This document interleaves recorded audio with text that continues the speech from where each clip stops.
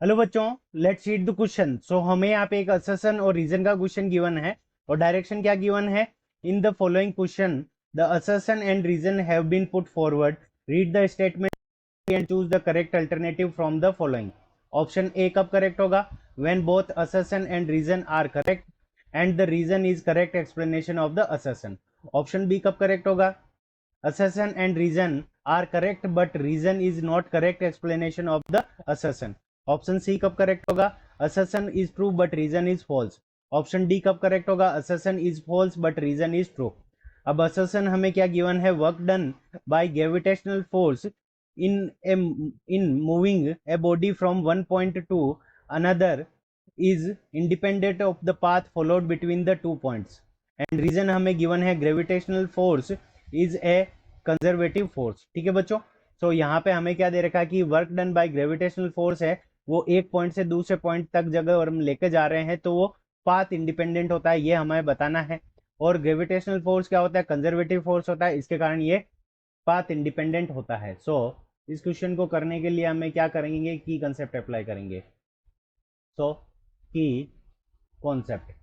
सो यहाँ पे देखो, अगर हम किसी भी ऑब्जेक्ट के ऊपर अगर हम वर्क कर रहे हैं तो work done is equals to हमारा क्या हो जाएगा? Work done is equals to, ये क्या हो जाएगा? किसी भी उसके अंदर ऑब्जेक्ट के अंदर उसकी पोटेंशियल एनर्जी की फॉर्म में स्टोर हो जाएगा। So work done is equals to potential energy, work done is equals to potential energy stored, potential energy stored. तो देखो इसको हम विद एग्जांपल समझ लेते हैं। सो सपोज करो ये हमारे पास में कोई एक मास है, ठीक है, ये कोई बॉक्स है हमारा जिसका मास क्या है? m है। अब हम क्या कर रहे हैं, इसको एक हाइट h तक इसको अंदर यहाँ पर इसको लेकर जा रहे हैं। सो यहाँ पे हम क्या कर रहे हैं, इसको h हाइट तक क्या कर रहे हैं? लिफ्ट कर रहे हैं। अब क्या होगा कि पहला तरीका क्या है कि हम सीधा सीधा ऐसे स्ट्रेट लिफ्ट कर दें। सेकंड तरीका क्या होगा कि इसको हम घुमाकर ऐसे लिफ्ट करें। ये फर्स्ट प्रोसीजर हो गया, ये सेकंड प्रोसीजर हो गया। और थर्ड प्रोसीजर के अंदर हम क्या करें, इसको सर्कल में ले जाकर फिर ऐसे लिफ्ट करके इसको ऊपर लेकर जाएं।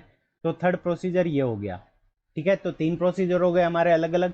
तो work done in first process, second process और थर्ड प्रोसेस, तीनों प्रोसेस के अंदर जो वर्क डन होगा वो हमारा इक्वल होगा।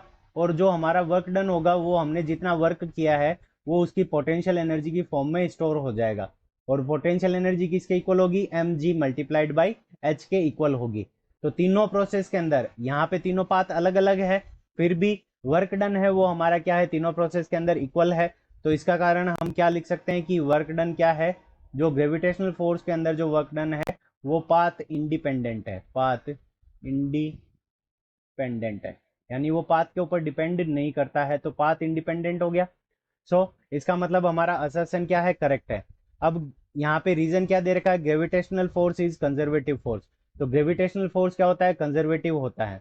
So gravitational gravitational gravitational force, gravitational force is a conservative force.